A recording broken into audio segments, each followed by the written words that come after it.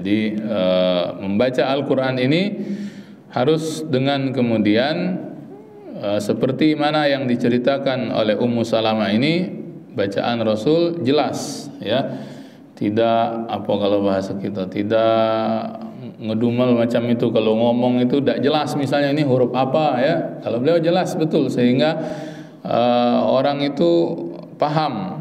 Karena ini adalah bahasa Arab, maka orang-orang itu pun menjadi jelas, ini Nabi nyebut huruf ini, Nabi nyebut huruf ini, dan seterusnya, ya. Ini jadi ini yang pertama dari Ummu Salamah yang menceritakan bacaan Nabi sallallahu alaihi wasallam.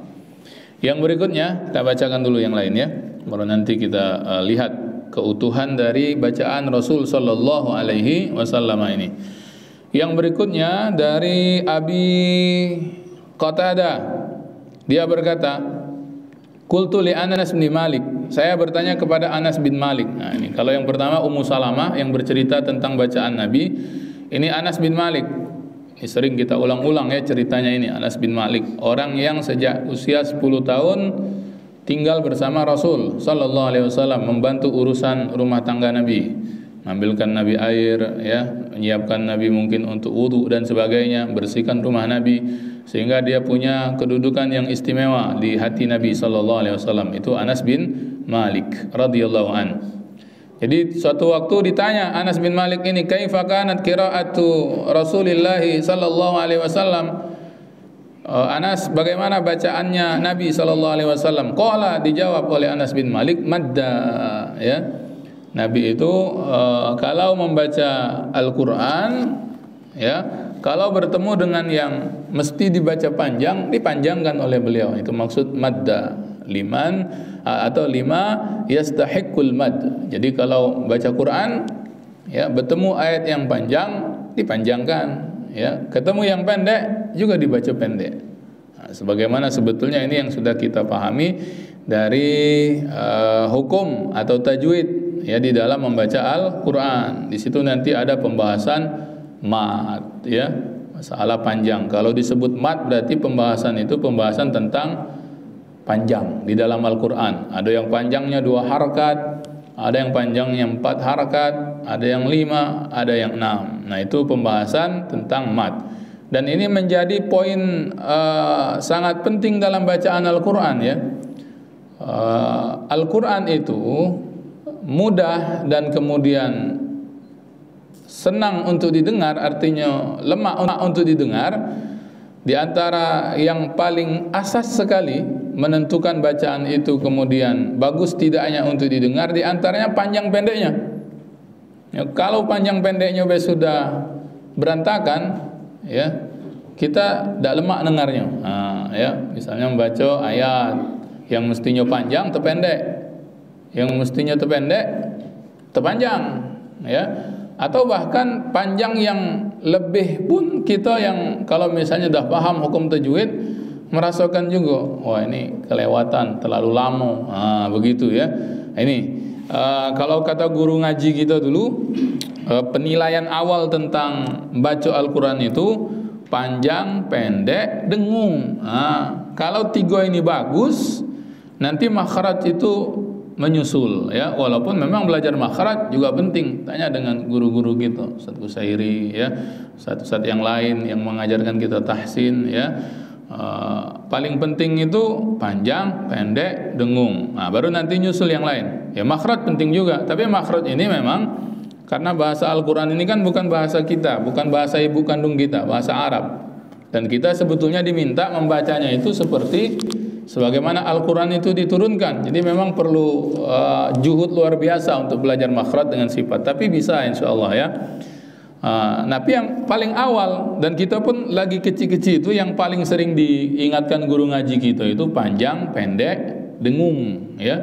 Sebab kalau yang 3 ini saja berantakan, sudah bisa dinilai, oh, bacaan Quran dia ini masih tidak benar, ya. Kalau yang panjang terpendek, yang pendek terpanjang, yang mestinya dengung tidak dengung, yang tidak dengung didengungkan.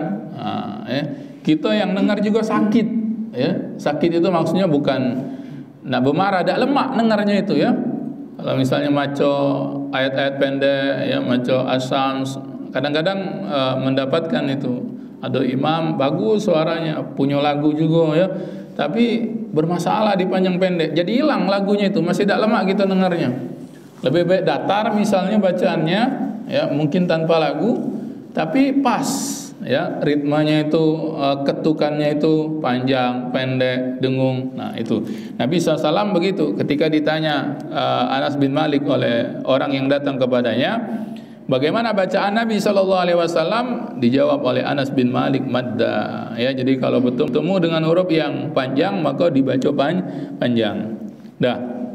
Yang ketiga, kembali kepada Ummu Salamah, qalat, dia berkata, kana an-nabiy sallallahu alaihi wasallam yuqatti'u qira'atahu. Nabi di antara gaya membaca beliau atau cara membaca beliau itu yuqatti'u qira'atahu. Beliau sering qira'atahu, menghentikan bacaan beliau. Nah, ini nanti dalam syarahnya itu dikatakan maksud berhenti di sini memotong bacaan beliau itu di ra'sul ayah. Ra'sul ayah itu apa nyebutnya Ustaz? Ra'sul ayah bahasa kitanya. Penomoran ayat. Ayat 1, ayat 2. Nah, Nabi senang berhenti di situ. Walaupun misalnya ayatnya pendek-pendek. Wadduha. Karena itu nomor ayat dan tidak ada kepentingan untuk wasol, Nabi senang berhenti begitu membacanya. Wasyamsi wa duhaha wal qamari idza talaha. Berhenti di tiap-tiap ayat. Kalau baca Al-Fatihah lebih jelas lagi. Bismillahirrahmanirrahim. Berhenti. Alhamdulillahi rabbil alamin. Berhenti, ya, seperti di hadis ini. Yaqulu alhamdulillahi rabbil alamin. Summa yaqif. Nabi waqaf. Summa yaqul ar-rahmanir rahim. Summa yaqif. Wa kana yaqra. Baru kemudian baca lagi. Maliki yaumiddin. Berhenti. Walaupun kalau nak wasol mungkin kita sampai nafas, ya, apalagi baca cepat, ya. Alhamdulillahi rabbil alamin arrahmanir rahim maliki yaumiddin. Sampai kita sebetulnya. Dan itu juga satu sifat karena bercerita tentang Allah. 1, 2, 3 itu bercerita ayatnya tentang Allah. Ada macam ketersambungan ayat. Tapi membaca berhenti di ra'sul ayat di tiap-tiap ayat itu afdol. Karena Nabi nyebut di sini. Ya, diceritakan oleh Ummu Salamah tadi, Nabi kalau membaca ayat berhenti di ra'sul ayat, yuqatti'u qira'atahu. Apalagi Al-Fatihah ini, ya. Kalau kita tambahkan lagi keterangan dari hadis yang lain, kan di setiap bacaan kita dari Al-Fatihah itu ada jawaban dari Allah. Dalam sebuah hadis qudsi itu diterangkan bahwa Allah berfirman, qasamtus sholata baini wa baina abdi nisbain. Kita bincang Al-Fatihah dulu, ya, karena Al-Fatihah ini yang sering kita baca. Aku membagi solat, ya, firman Allah dalam hadis qudsi itu, solat itu maksudnya suratul Fatihah. Jadi nama lain surah Al-Fatihah itu adalah as-solah, solat. Ngapo? Karena dibaca di dalam solat. Aku bagi Al-Fatihah itu 2 bahagian. Nisbaini, 50-50, 50-50, separuh-separuh. Separuh untukku, separuh untuk hambaku. Idza qala al-'abdu, ketika hambaku itu membaca alhamdulillahi rabbil alamin, itu dijawab oleh Allah. Ada jawaban maksudnya dari Allah. Kan kita baca alhamdulillahi rabbil alamin. Apa maknanya itu? Segala puji hanya milik Allah, Rabb semesta alam. Qala Allah hamidani abdi. Itu ada jawaban dari Allah. Hambaku telah memujiku. Idza qala al-'abdu ar-rahmanir rahim. Allah yang maha pengasih, maha penyayang. Qala Allah, itu ada jawaban Allah. Athna alayya abdi. Hambaku telah menyanjungku, ya, mirip-mirip. Tapi kata sebagian ulama, athna itu lebih atas lagi makomnya dibandingkan hamidah. Idza qala al-'abdu, ketika kita membaca maliki yaumiddin, Apa itu artinya Maliki Yaumiddin? Itu pengakuan itu Pak, luar biasa itu kita ngucap itu, dan kita ngucapnya berulang-ulang, ngucap Maliki Yaumiddin itu setiap hari. Itu muji Allah itu, ngoloi Allah juga, ngoloi maksudnya mujui Allah, sambil muji Allah dengan mengucap, ya Allah engkaulah nanti Malik Yaumiddin, raja di hari kiamat nanti. Tak ada yang melebihi engkau, tidak ada yang berkuasa nanti di hari kiamat kecuali engkau. Sehingga nanti jawaban Allah itu subhanallah, ya ketika kita mengucap Maliki Yaumiddin, qala Allah, dijawab oleh Allah ucapan Maliki Yaumiddin itu dengan majadani abdi wa fawada ilayya amri, hambaku telah menyerahkan urusannya kepadaku. Urusan yang mana? Karena tadi nyebut tentang hari kiamat, urusan nanti di hari kiamat yang berat itu. Dari awal di kehidupan dunia ini kita lah serahkan, ya Allah tolong, aku serahkan, engkaulah raja nanti ya Allah. Ya.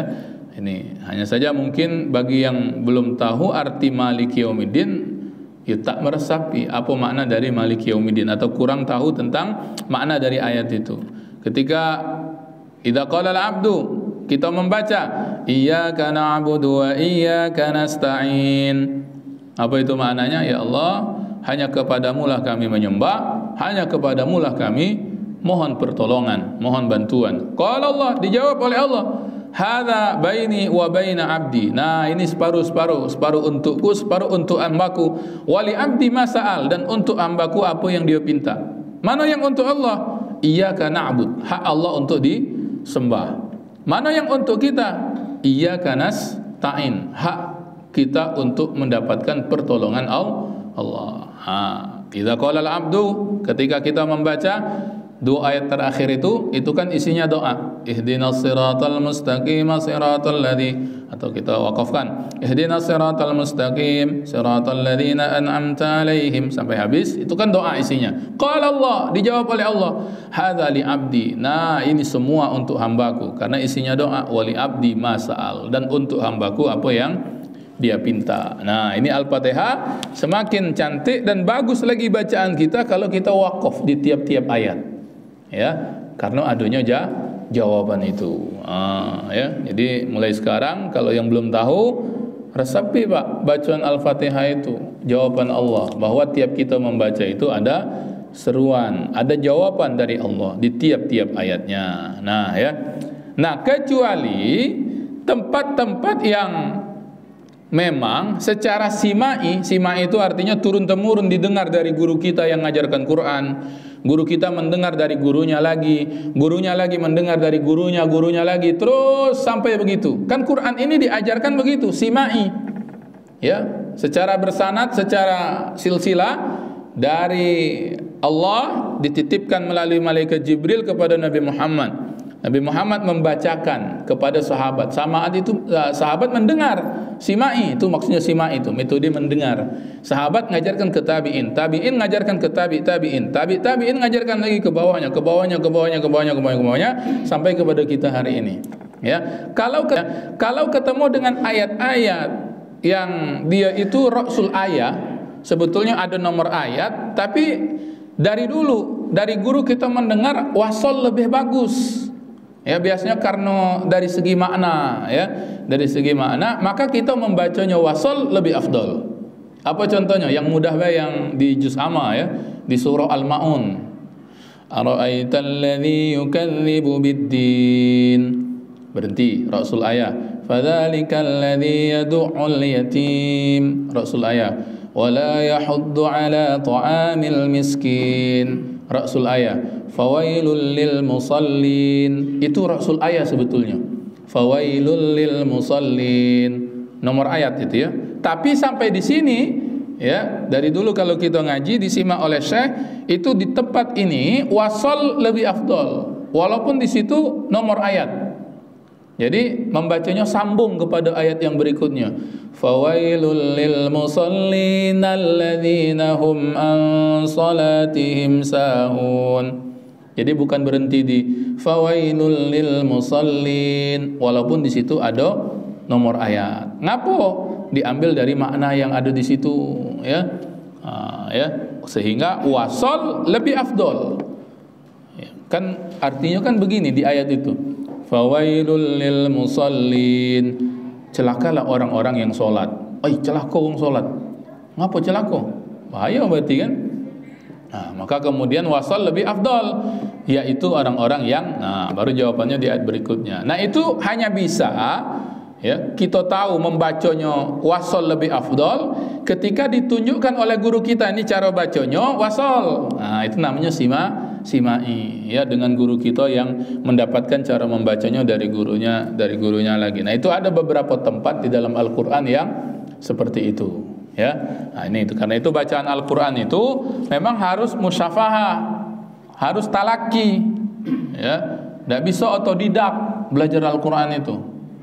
Mungkin awal-awalnya bisa ya, misalnya, tapi memang harus ada guru untuk menyimakkan bacaan Al-Quran kita itu dari awal sampai habis, ya, biar kita nanti disimak. Oh, ini tempat ini begini cara membacanya.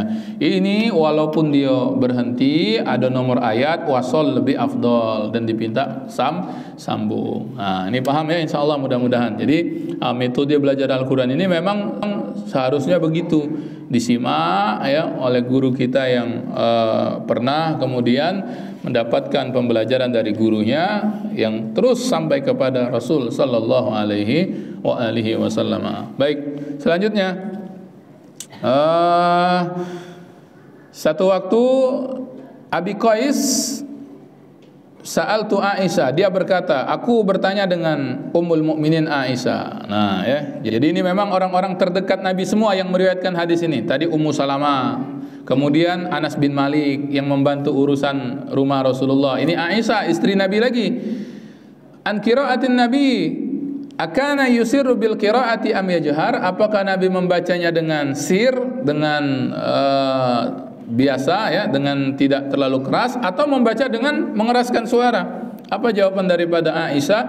Kullu zalika qad kana yaf'al. Itu dilakukan galau oleh Nabi. Kadang-kadang membacanya pelan ya. Ya, wa rubbama jahar, kadang-kadang dibacanya dengan jahar ya. Kadang-kadang membacanya dengan jahar. Fakultu, lalu berkata Abu Qais setelah mendengar jawaban Aisyah, alhamdulillahilladzi ja'ala fil amri sa'a. Ya, puji bagi Allah yang menjadikan urusan itu sangat luas sehingga mudah. Kalau tiba kita nak maco agak kuat ya. Ada momen kita maco pelan-pelan ya. Semuanya dituntunkan oleh Nabi sallallahu alaihi wa alihi wasallam. Nah, ini ya para jamaah yang dimuliakan Allah, hadis-hadis yang awal tentang cara membaca Al-Qur'an oleh Nabi sallallahu alaihi wasallam. Berikutnya dari Qatadah pernah mengatakan, ma ba'atsallahu nabiyyan illa hasanal wajhi wa hasanas sauti wa kana nabiyyukum hasanal wajhi hasanas sauti wa kana la yuraqqiya. Ya. Ini walaupun hadisnya dhaif tapi boleh untuk kita ambil karena banyak keterangan yang menguatkan nanti di hadis yang lain. Kata Qatadah ini apa? Tidaklah diutus seorang nabi kecuali tampan wajahnya, bagus suaranya. Dan nabi kalian, maksudnya Nabi Muhammad SAW, adalah orang yang tampan wajahnya, bagus suaranya. Kalau masih ingat, tapi lama ya kita bahas ini. Bab yang pertama dari Sama'il ini bercerita tentang bentuk fisik Nabi SAW, mulai dari atas sampai ke bawah. Itu bab 1 yang bicara tentang bentuk fisik Nabi. Kalau bicara tentang wajah itu kan ada beberapa hadis sahabat yang menceritakan tentang wajah Nabi itu. Ada misalnya satu waktu ketika malam sedang purnama, Nabi memakai pakaian warna merah. Ada seorang sahabat kemudian menatap wajah Nabi SAW. Jingoknya wajah Nabi, jingoknya rembulan, jingoknya wajah Nabi lagi, jingoknya rembulan lagi, bolak-balik itu. Sampai kemudian di akhir riwayat itu dia katakan, aku putus ke ternyata wajah Nabi jauh lebih indah, lebih sedap untuk dibanding ya malam bulan purnama. Padahal bulan purnama itu kalau dia lagi bulat putih itu kan bagus nyingoknya. Senang kita nyingoknya kan? Ya. Nah, ketika malam bulan purnama itu bersanding antara bulan purnama, dia lihat wajah Nabi, lihat bulan purnama, dia putuskan ini wajah Nabi ini jauh lebih menarik dibandingkan bulan purnama ya. Saya memang tak pernah bertemu hadisnya. Nanti bisa didiskusikan ya, kalau ada yang ketemu juga bisa nyampaikan bahwa ketampanan laki-laki di dunia ini ya separuhnya itu milik Nabi Muhammad sallallahu alaihi wasallam. 50% ya ketampanan seluruh pria ini, seluruh lanang ini termasuk kita lah di situ. Itu diambil ketampanannya oleh Nabi Muhammad sallallahu alaihi wasallam. Kala Nabi Yusuf. Kan selama ini kalau disebut nabi yang belaga itu Nabi Yusuf. Ya, sampai Imra'atul Aziz dengan kalau hari ini pecah ini ya istilahnya itu wanita-wanita sosialita zaman Nabi Yusuf itu sampai teriris jari jemarinya itu karena melihat ketampanan Nabiullah Yusuf alaihissalam. Sampai-sampai ada kalau misalnya hari ini yang ngamal ke macu surah Yusuf, kalau bininya hamil suruhnya macu surah Yusuf ngapu supaya anaknya belaga katanya ya. Iya, walaupun tidak ada keterangan tentang itu ya. Belaga idahnya ya tergantung dengan bapak emaknya juga kadang ya. Ya, bukan surah Yusufnya ya. Ya tapi tidak apa kalau tawasul sebagai bentuk doa boleh saja niat ibadah ya, niat ibadah baca surah Yusuf. Dikenal Nabi Yusuf belaga. Tapi ternyata kebelagaan Nabi Yusuf cuma 25%. Ya. 50%-nya Nabi Muhammad, artinya 2 kali lipat dari Nabi Yusuf. Nabi Yusuf 25%. Siapa 25%-nya lagi? Nah itulah untuk kita galau-galau dibagi-bagi dari lanang pertama dulu sampai akhir zaman ya. Jadi kita ini mungkin 0,001 kebelagaan gitu ini ya. Padahal merasa belaga kita ini ya. Padahal baru 0, nah ya. Jadi wa kana nabiyyukum hasanal wajhi hasanas sauti. Tampan wajahnya, rupawan, bagus suaranya. Nabi bagus suaranya. Ya walaupun Nabi ya nanti di pembahasan yang lain itu senang sekali kalau kemudian mendengarkan bacaan dari sahabat-sahabat beliau. Nanti di bab tentang menangisnya Rasul, tangisan Rasulullah di setelah ini ya babnya itu ada cerita tentang Nabi ngomong kepada Ibnu Mas'ud, sahabat Nabi yang terkenal sebagai qori'nya beliau. Jadi ada beberapa sahabat itu yang terkenal sebagai qurra Nabi. Di antaranya Ibnu Mas'ud, ada nanti Ubay ibnu Ka'ab dan beberapa yang lain. Jadi dalam riwayat itu dikatakan Nabi kemudian datang kepada Ibnu Mas'ud. Ibnu Mas'ud, tolong bacakan kepadaku Al-Quran. Ya, Ibnu Mas'ud tak berani lancang, nanya dulu dia dikit. Sambil pelan dia ngomong, Nabi, apakah aku nak bacakan Al-Quran yang kepada engkau itu diturunkan? Nah, kata Nabi apa? Aku pengen dengar bacaan dari orang lain. Nah, ini bagus ya jawaban Nabi itu kan. Kadang-kadang kita pengen dengar bacaan Al-Quran ya dari orang yang lain. Nah, Nabi hasanah saut, karena itu nanti ada keterangan Nabi SAW agar kita itu menghiasi bacaan Al-Quran itu dengan suara-suara kita. Zayyinu ya, zayyinul Qur'ana bi aswatikum, hiasilah bacaan Al-Quran itu dengan suara-suara kalian. Nah, ya jadi kalau yang mampu pakai lagu ya. Nah, yang paling penting tapi adalah membaca Al-Quran sesuai dengan hukum hakam tajwidnya. Itu yang paling penting ya. Baik, para jamaah yang dimuliakan Allah Subhanahu wa taala, yang terakhir ini dari Ibnu Abbas, sepupu Nabi sallallahu alaihi wasallam.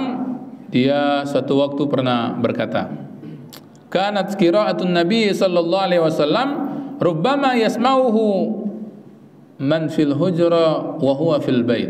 Nah, jadi ini menerangkan tentang kerasnya juga bacaan Nabi. Jadi kalau Nabi sedang baca jahar ya, beliau di kamar, maka yang mungkin di ruang tamu terdengar bacaan Nabi SAW. Ini mendukung keterangan yang tadi disampaikan bahwa ketika Aisyah ditanya apakah Nabi membaca Quran itu pelan atau agak keras, dijawab oleh Aisyah dua-duanya pernah dilakukan Nabi Muhammad sallallahu alaihi wa alihi wasallam ya.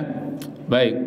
Nah, juga ini saya sampaikan di ini ya, di riwayat yang lain untuk melengkapi ini, bahwa Nabi sallallahu alaihi wasallam senang sekali membaca Al-Qur'an itu kalau sampai di ayat-ayat yang bicara tentang nikmat, tentang surga misalnya ya. Nabi kadang berhenti, lalu kemudian berdoa minta masukkan ke dalam surga itu. Sebagaimana kalau bicara kalau membaca Al-Quran dan ketemu tentang ayat-ayat azab, tentang neraka, jahanam dan semisalnya, Nabi berhenti ya, terseduh, menangis sambil memohon, ya Allah jauhkan dari siksa siksa neraka. Kadang-kadang di ayat-ayat tertentu sering diulang. Ya, ini juga menjadi dalil bolehnya kita di ayat-ayat tertentu satu berhenti misalnya. Ya, karena merasa ngenoi gitu ayat itu misalnya ya. Terkena kita oleh ayat itu, lalu kita menangis ya. Nabi kan juga meminta kepada kita, bacalah Al-Qur'an dengan menangis. Kalau tidak baca, pecah-pecah nangis. Itu kan bahasanya begitu. Itulah yang kemudian juga menjadi bacaan Nabi Shallallahu Alaihi Wasallam. Kita boleh kalau ketemu ayat tertentu misalnya, untuk memberi penekanan terhadap ayat itu kita ulang. Ya, saya pernah cerita tidak apa untuk tahadus bin nikmah ya. Saya masih ingat pada waktu umroh yang terakhir 2019 ya, 2020 awal, setelahnya itu ada Covid, tidak bisa lagi ya. Jadi waktu ke Mekah itu umroh yang 9 hari. Kalau 9 hari itu kita paham 2 harinya habis di jalan ya. 3 hari Madinah, 4 hari Mekah. Di Mekah itu yang saya tunggu untuk jadi imam itu Syekh Abdurrahman As-Sudais. Itu imam yang paling populer lah, karena paling lama ya, paling sepuh. Banyak imam yang lain agak muda-muda sekarang ya, dengan ragam bacaan yang berbeda-beda. Tapi yang paling populer kalau disebut imam Mekah itu Syekh Abdurrahman As-Sudais ya. Yang galak diputar oleh ini tuh. Nah, kalau nak subuh tadi misalnya, nak maghrib oleh masjid-masjid itu 105,0 FM itu ya. Radio apa itu? Lanugraha, nyebut merek tak apa-apa ya. Itu kan sering muter itu. Itu kalau dak Syekh Sudes, kalau dak Syekh Surem, ganti-gantian itu ya, atau kadang dicampur bacaannya itu ya. Beliau yang paling saya tunggu itu. Malam pertama udah keluar, subuh, maghrib, isya, yang jahar ya. Malam kedua tidak, malam ketiga tidak. Nah, tinggal semalam, loka kecil tidak bertemu beliau, karena kan ada jadwalnya imam itu ya. Nah, walhamdulillah pas nak isya itu lagi tawaf sunnah, dari jauh kan kelihatan, dari lantai 1,5 tempat imam itu galak istirahat ya, kelihatan dari jauh itu, pecah saya sudah makin dekat jelas. Beliau nih kan badannya kan agak gempal, beliau itu mukanya bulat ya, jenggotnya panjang kalau saya imam itu ya. Berarti beliau akan ngimami isya ini. Jadi berusaha waktu itu nak sampai akhir tawaf itu merangsek ke depan, tapi tetap agak jauh juga di sop ketiga, tapi lumayan bisa nyengok beliau. Dan waktu itu beliau itu saya ingatnya malam itu membaca surah Al-Isra ya. Inna hadzal qur'ana yahdi lillati hiya aqwam. Al-Isra Ustaz ya, pucuk itu terus nanti sampai ke bawah itu, dan itu sudah mulai menangis dia tuh. Waktu sampai yang Iqra kitabaka kafa bi nafsikal yauma 'alaika hasiba. Itu kan ayat tentang muhasabah, itu nangis beliau itu ya. Itulah mulai terdengar isak tangis itu ya, yang lainnya itu. Ya nangis itu mungkin ada yang paham ya. Paham yang dibaca oleh saya itu kan banyak juga orang Arab atau orang yang bukan Arab tapi paham bahasa Arab, nangis. Ada juga mungkin yang nangis itu nyingok kanan kirinya nangis. Iya, nangis kawan ini. Ada lemak ada nangis, melok nangis dia ya. Nangis juga. Ya, beliau baca Isya masih Al-Isra nyambung. Di rakaat kedua kalau tak salah atau masih rakaat pertama ya.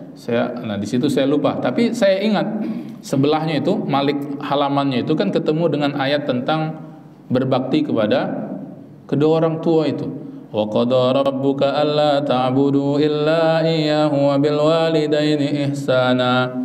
Diwajibkan kamu untuk sembah Allah, jangan syirik dan buat baik dengan orang tua. Imma yablughanna indakal kibar. Ya, terutama ketika mereka orang tua itu sampai di usia senja, kibar. Ahaduhuma aw kilahuma, baik salah satunya atau kedua-duanya. Fala taqul lahuma uf, janganlah berkata wala tanharhuma, jangan bentak. Wa qul lahuma qawlan karima, tapi hendaklah berkata dengan ucapan-ucapan yang baik, yang lembut, yang agung, yang mulia. Wakhfid lahuma janahal dhulli minar rahmati wa qur rabbirhamhuma kama rabbayani shaghira. Rendahkan kepak sayap tawadukmu itu. Wakhfid lahuma janahal dhulli minar rahmah. Itu maksudnya tawaduklah depan orang tua kamu itu, rendahkan diri kalian dengan penuh kasih sayang sambil mengucap, maksudnya sambil berdoa, ya Allah kasihanilah kedua orang tuaku sebagaimana mereka mendidik aku sejak dari kecil. Saya masih ingat waktu di waqlahuma itu, kan dari sini jadi doa yang kita galak maco itu. Rabbighfirli wali walidayya warhamhuma kama rabbayani shaghira. Itu diambil dari ayat ini. Ayat berapa itu, Ustaz? Ayat 23 atau 24 itu ya. Wakhfid lahuma janahal dhulli minar rahmati wa qur rabbirhamhuma kama bayani. Sampai di situ nangis lama, ulanginya lagi. Ada 10 kali beliau mengulangi itu. Wakhfid lahuma janahal dhulli minar rahmati wa. Nah itu waktu itu saya memang memastikan seluruh masjid itu nangis gitu, termasuk paham, karena sampai di situ mungkin dia baru paham, ya, karena itu doa untuk orang tua. Oh, berarti saya nih maco doa untuk orang tua kan? Nah, maka yang tadi mungkin belum nangis jadi nangis di situ, apalagi diulang-ulang oleh beliau sampai berkali-kali, lebih dari 3 kali di situ. Nah, ini menjadi petunjuk bolehnya ayat-ayat tertentu kita kemudian mengulang-ulangnya. Ya, karena ingin memberi penekanan, karena ayatnya mengena di hati dan sebagainya, ya. Sebagaimana Nabi yang diceritakan tadi, ya, itu riwayat dari Huzaifah ibnu Yaman yang pernah ikut sholat malamnya Rasul. Rasul membaca panjang, ya, dan panjang itu semakin panjang karena ketika bertemu ayat yang bicara nikmat, Nabi berhenti, minta, ya Allah masukkan aku ke dalam surga. Bertemu ayat tentang azab, tentang siksa, Nabi berhenti, minta jauhkan dari siksa api neraka, ya. Nah, ini beberapa petunjuk tentang cara bacaan Nabi SAW yang hadis-hadisnya dikumpulkan oleh Imam At-Tirmizi di dalam kitab Asy-Syama'il Al-Muhammadiyah ini. Baik, sebelum nanti kita tutup dengan salawat kita, Ustaz, ya, dipinta untuk salawat, kita buka dulu tanya jawab. Kalau ada yang nak bertanya, boleh tentang bab ini, boleh juga tentang yang lain, wabil khusus yang berhubungan dengan Nabi, ya, sallallahu alaihi wasallam. Silakan. Ada pertanyaan? Silakan ya. Sholat. Iya. Tapi Al-Quran yang di depan kita itu mushafnya kita baca sholat. Iya. Boleh apa enggak? Iya, sholat sambil membaca, ya. Keterangan ini didapatkan dari riwayat Aisyah. Saya tak pasti lagi adakah keterangan di hadis yang lain. Kalau satu itu saja berarti hadisnya hadis ahad namanya, ya. Boleh untuk jadi dalil kalau hadisnya sahih, walaupun misalnya tidak mutawatir, tidak banyak yang meriwayatkan hadis itu. Tapi kalau derajatnya sahih dan itu diterima, bahwa tentang bolehnya membaca Al-Quran sambil melihat mushaf, ya, boleh secara hukum, dan ini disepakati oleh ulama. Baik hari ini misalnya dengan lazimnya dengan mushaf ini, ya, yang cetak, ya. Apalagi kalau yang seperti masjid kita punya itu sekali buka langsung 4 halaman. Ada, ya? Ada, Ustaz, ya? Yang kita itu yang 4 halaman, ya, sekali buka, ya. Iya. Sehingga kemudian meminimalisir gerakan, kan. Nah, kalau yang sekali buka 2 halaman, kalau misalnya kita tarawih yang baca panjang kan perlu gerakan. Boleh, itu boleh, ya. Tapi kalau yang muka sekali 4 halaman lebih bagus lagi. Jadi tidak perlu kita banyak gerakan untuk ini, membuka mushaf itu. Jadi secara hukum boleh, ya. Atau misalnya memakai handphone, ya. Ya, juga boleh. Itu diseumpamakan dengan Al-Quran yang cetakan. Yang penting itu diusahakan sebisa mungkin meminimalisir gerakan, jangan banyak, ya, jangan banyak gerakan. Kalau kita ikut Imam Syafi'i berarti harus pelan, jangan sampai 3 kali berturut-turut, ya, kalau dalam fikih salat Syafi'i, ya. Jadi pastikan bahwa kita benar dari segi cara kita membukanya itu dengan tidak banyaknya gerakan sehingga nanti mengganggu salat kita atau bahkan bisa membatalkan. Tapi dari segi membacanya, memandangnya boleh, ya, walaupun berarti kita mandangnya ke mushaf pas kita baca itu, ya. Nanti sisanya itu baru memandang tempat sujud, ya, karena memandang tempat sujud tidak menjadi syarat sah, tidak menjadi syarat wajib dalam salat, ya, hanya sebagai adab dan keutamaan, ya. Walaupun nanti makruh hukumnya, oh berarti boleh Ustaz mata kemana-mana, tidak boleh juga. Nah, mata mengalur ke kanan, ke pucuk, ke bawah, ya, tidak nyari apa dalam salat, tidak boleh, ya, dihilangkan. Tapi kalau memandang mushaf silakan, insyaallah tidak membatalkan, ya. Wallahu a'lamu bishawab. Silakan. Nah, itu kan juga berarti membaca, ada bab dengan ini ya, walaupun tidak disebutkan di sini ya hadisnya itu. Boleh nanti kita tambahkan sebagai tambahan pengayaan dari bab tentang membaca Al-Quran di dalam sholat. Yang terbaik memang dengan hafalan ya, para guru-guru kita yang imam tetap di sini ya, yang membaca secara berterusan ya, itu dari hafalan-hafalan mereka, itu lebih afdol. Silakan, ada lagi pertanyaan? Cukup. Ini kan agak awal ini kita ya. Berapa menit lagi ini? Syuruk. Oh, 3 menit lagi. Oke. Kalau tak ada lagi kita cukupkan ya sampai di sini. Insyaallah nanti kita sambung pada pertemuan berikutnya. Insyaallah ini tak lama lagi, sekitar mungkin 6-7 bab lagi dan pendek-pendek. Mungkin dalam satu pertemuan bisa 2-3 bab. Kita akan sambung di pertemuan yang akan datang. Kita baca selawat dulu ya. Selawat apa kita baca hari ini? Salatullah saja ya. Salatullah salamullah ala toha rasulillah. Salatullah salamullah ala yasin habibillah. Salatullah salamullah ala toha Rasulillah. Salatullah salamullah ala yasin habibillah. Tawassalna bi bismillah wa bil hadi rasulillah.